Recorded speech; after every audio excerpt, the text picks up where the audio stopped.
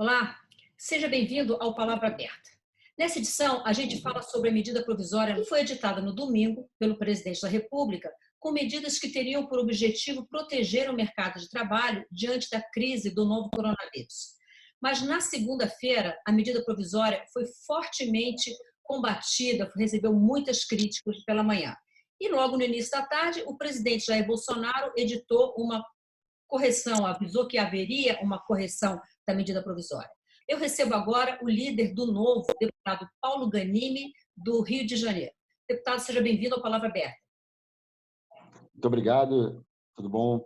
E é um prazer aqui estar com vocês, falando com vocês e também com os espectadores. Deputado, eu começo pedindo para o senhor fazer uma análise dessa confusão de entendimento, uma confusão política, uma confusão de redação, que parece que houve em torno da medida provisória 927. Bom, eu entendo que tenha, sim, havido alguma confusão, inclusive, que a gente soube é que o texto original ele contemplava outras questões que não foram incluídas nesse texto final, e esse, inclusive, é o nosso posicionamento. A gente entende, sim, que medidas com relação ao mercado de trabalho são necessárias.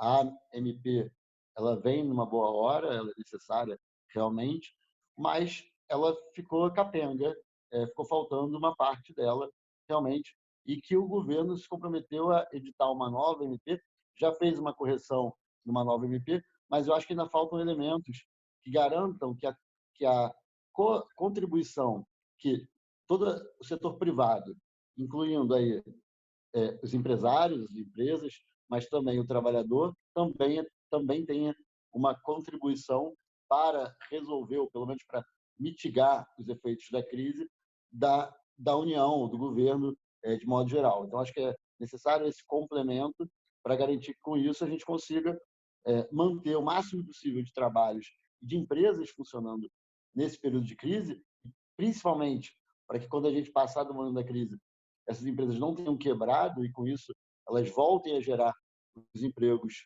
que elas geram hoje e a gente consiga, com isso, ter um efeito o menor possível nesse momento de crise. Vamos aproveitar para esclarecer, para quem não acompanhou toda essa confusão nos últimos dias, o governo editou a medida provisória e seu artigo 18 dizia que as empresas poderiam suspender por até 4 meses os contratos de trabalho com a suspensão de salário. E essa foi a grande confusão. E a ideia é que, segundo o ministro Paulo Guedes, cada um dê a sua cota de contribuição. O governo contribua com a parcela da remuneração desses empregados, os empregadores contribuam com uma outra parcela e os empregados também tenham uma redução salarial. Agora, deputado, quando a gente pensa na renda média do trabalhador brasileiro, quando a gente pensa que cerca de 80% da população recebe menos de R$ 3.000, o senhor acha efetivamente viável reduzir cerca de 25% do salário dos trabalhadores? Bom, a gente tem que pensar que boa parte das pessoas que faz com que a renda média seja de R$ 3.000 são pessoas que estão na economia informal, são pessoas que são profissionais autônomos, né? São pessoas que ganham, às vezes, até menos do que o salário mínimo, né? Muita gente no Brasil, na verdade, 50% da população brasileira economicamente ativa, ganha menos do que um salário mínimo. Então, na verdade, a gente não está tratando, em grande parte, desses profissionais.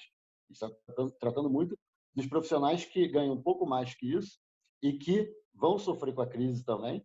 São pessoas que garantem o sustento de famílias, diretamente das próprias famílias e indiretamente também daqueles que eles pagam por serviços ou consomem, seja no supermercado, seja no restaurante. Então, são famílias que vão sofrer muito também com esse momento de crise. Então, quando a gente olha isso tudo, esse profissional ele vai ter que contribuir. Porque, na verdade, não tem muita opção, né? Se ele não participar da sua parte nesse momento de crise, o que vai acontecer?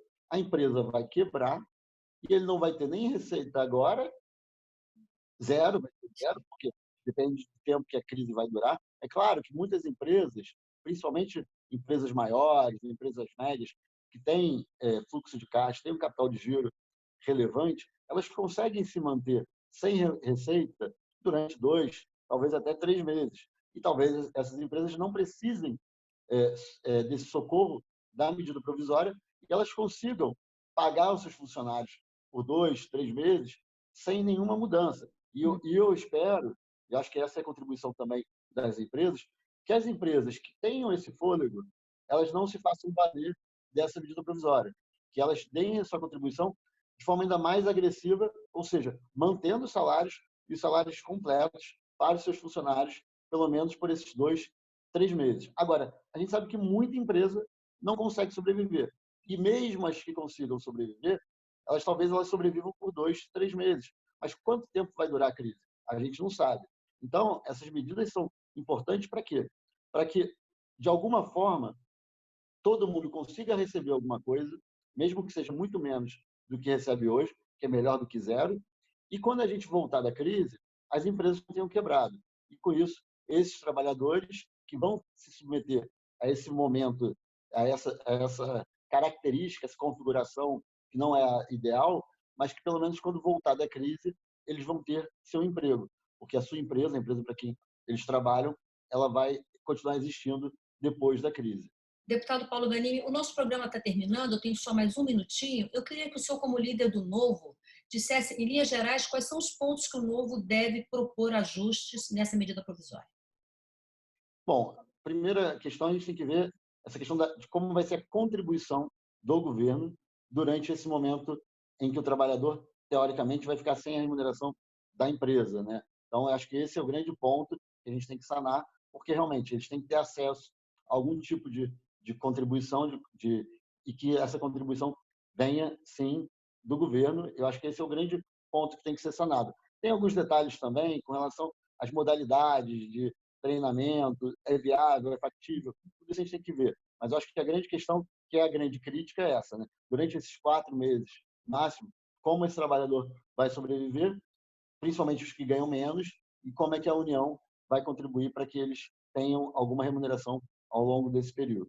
Mas a gente acredita que talvez uma outra MP corrija já esse ponto, não precise nem de emenda nessa MP, mas sim de uma até porque dificilmente a gente vai votar essa MP a tempo, né? Tem que lembrar isso também. Provavelmente o efeito da MP vai ser durante o período antes dela caducar. Então, nem sei se a questão das emendas, claro que a gente vai emendar, vai propor mudanças, mas eu não sei se isso vai ter valor prático. Vai ser talvez até mais simbólico, porque a MP dificilmente vai ser votada no Congresso antes que ela perca seu efeito. Deputado Paulo Ganimi, muito obrigada por sua participação no Palavra Aberta. Obrigado, é um prazer estar aqui com vocês. Eu conversei com o deputado Paulo Ganimi sobre a medida provisória 921, editada pelo governo federal. E lembrando, o deputado falou muito de prazo de validade da medida provisória, de caducar, se vai dar tempo. É importante esclarecer que a medida provisória, no momento que ela é editada, ela começa a ter valor. Então, tudo que está na medida provisória 927, com as correções já feitas na 928, já está valendo. O Congresso Nacional tem 120 dias para analisar essa proposta, para mantê-la, para emendá-la ou para rejeitá-la. Se isso não acontecer dentro de 120 dias, ela perde a validade. Dando sequência à nossa conversa sobre a medida provisória 927, eu falo agora com o deputado Enio Verri, líder do PT, deputado do Paraná. Deputado Verri, como vai o senhor na sua quarentena, afastado aqui do parlamento, trabalhando de casa? Estou bem, espero também que todo o conjunto do povo brasileiro esteja se cuidando como devem estar, de fato, se cuidando nesse momento tão difícil da nossa história. Com certeza. Deputado, eu queria que o senhor fizesse uma avaliação geral sobre a medida provisória 927. Qual a leitura que o senhor faz? O governo disse que essa medida tem por objetivo preservar o mercado de trabalho diante dessa confusão toda do coronavírus e dos impactos na economia que ainda são incalculáveis. Como o senhor avalia essa medida?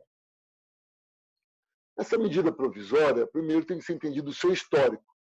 Se quem está nos assistindo ler um texto da Confederação Nacional da Indústria, entregue uma semana anterior à edição dessa medida provisória, vai encontrar no texto da Confederação Nacional da Indústria o mesmo texto. Na verdade, é uma cópia daquilo que os industriais pediram ao presidente da República.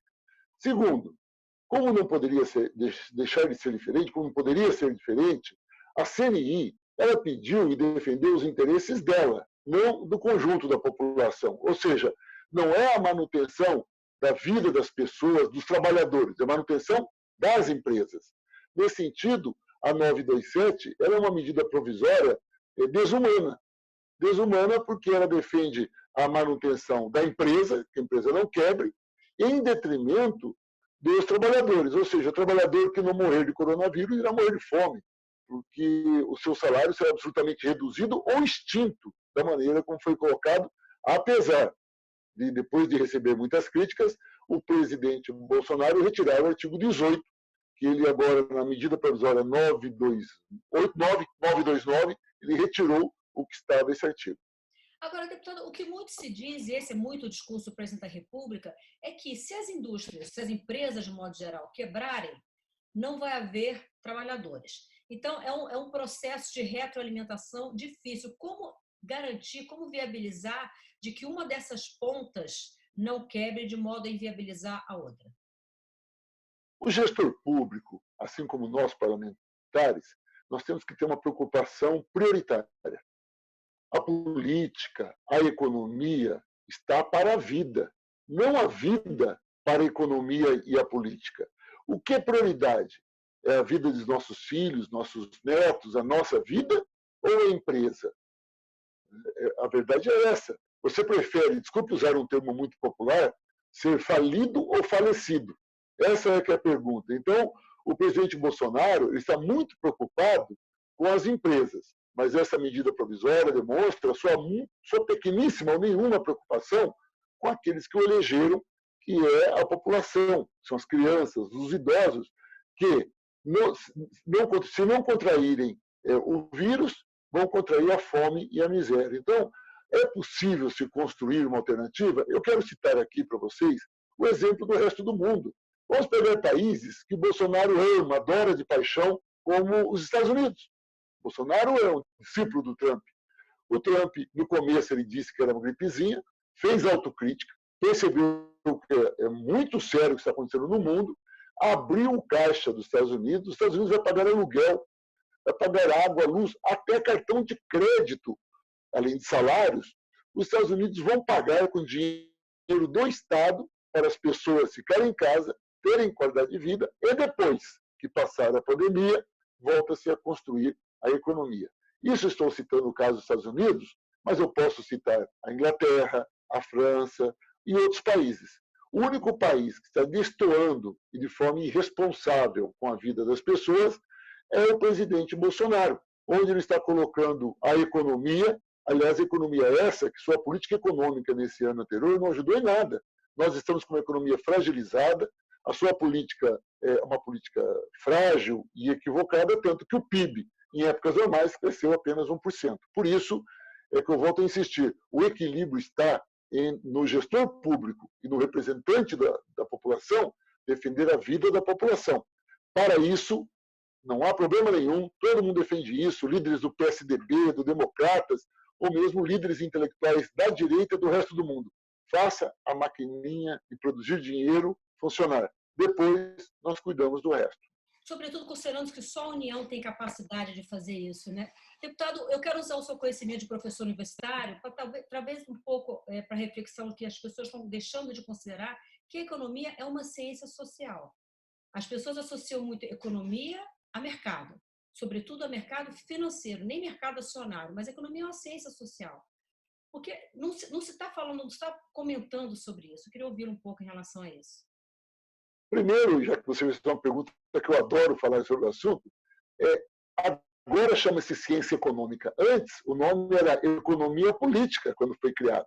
Ela foi criada pelo Adam Smith, pelo Ricardo, 1776, 1820, a época das suas obras, era economia política. E a economia, ela não trata do mercado. Aliás, o mercado capturou o papel da economia. E eu quero dizer isso para você de forma muito franca, que o mercado é tratado como se fosse um ser humano. Você liga os jornais à noite e a conversa é o seguinte: a bolsa caiu, o mercado estava nervoso e inseguro, como se o mercado tivesse que fazer terapia. A verdade é que o mercado, o mercado de verdade, o que é o mercado? O mercado é produção agrícola, é emprego, é renda, é fábrica, é você jornalista, tudo isso é mercado. Agora, quem capturou foi o mercado financeiro e especulativo. E captura e usa o seu vocabulário, começa a falar em dificuldades. Dificuldades de quem? Dos bancos. Tanto, eu quero ressaltar isso, que a MP 927 é absolutamente desenhada para esse tipo de cenário, onde, por exemplo, quem mais ganha dinheiro no Brasil são os bancos. Saiu alguma medida provisória atingindo os bancos, que é o setor da economia que mais ganha dinheiro, dinheiro líquido mesmo, livre, na mão? Nada. Ele tenta salvar um pouco as empresas, aprofunda a miséria da população e os bancos, que capturaram o nome do mercado e sentem-se donos do mercado, estão sobrevoando, olhando isso aí, esperando, inclusive, que o Bolsonaro já anunciou que vai fazer, que o governo federal libere recursos para os bancos. O banco não tem dificuldade nenhuma, só ganha dinheiro e está esperando ganhar mais. A medida provisória 927 está absolutamente inserida na sua questão. A medida 927 ela atende apenas o setor especulativo da economia, não atinge o setor produtivo que gera riqueza, emprego e renda, e principalmente atinge, mas de forma maldosa e desumana, a população que vive da produção do seu trabalho. Deputado, de forma muito objetiva, que o nosso tempo está bastante esgotado, o PT, junto com o PSOL e o PCdoB, deu entrada numa ação direta de inconstitucionalidade no Supremo Tribunal Federal em relação a essa medida provisória. Como é que está isso lá no Supremo? Tem duas medidas provisórias que nós entramos com ação. A 926, encabeçada pelo PDT, mas toda a oposição entrou com essa ação, questionando a centralização das decisões de enfrentamento ao coronavírus. Na União, nós entendemos que o presidente Bolsonaro não tem estofo nem competência para fazer isso. O Supremo deu parecer favorável, então nós já ganhamos essa. A 927, encabeçada pelo PT, mas os partidos de oposição também assinam, é a mesma coisa. Nós entendemos que essa medida provisória ela não cumpre o papel do gestor público, do presidente da República, daquele que responde pela União, porque é uma medida provisória que atinge os interesses de um setor apenas da sociedade, em detrimento da ampla maioria. A nossa expectativa é que, assim como a medida provisória 926 foi vitoriosa, a 927 tende também a ser vitoriosa e, portanto, em contrapartida a isso, hoje, os partidos de oposição vão apresentar um projeto arrumadinho de renda cidadã emergencial, garantindo para que toda a população brasileira tenha a garantia de ganhar pelo menos um salário mínimo todos os meses. Os desempregados, o pessoal da MEI, os autônomos, para poderem sobreviver durante esse período da pandemia de coronavírus. Ok. Agradeço, deputado Enio Verri, sua participação aqui no Palavra Aberta em modo virtual. Muito obrigada. Até a próxima. Um abraço. Você de casa que nos acompanhou, nos assistiu, nos prestigiou com sua audiência, muito obrigada. Eu sou Maristela Santana e a gente volta numa próxima edição do Palavra Aberta. Até lá.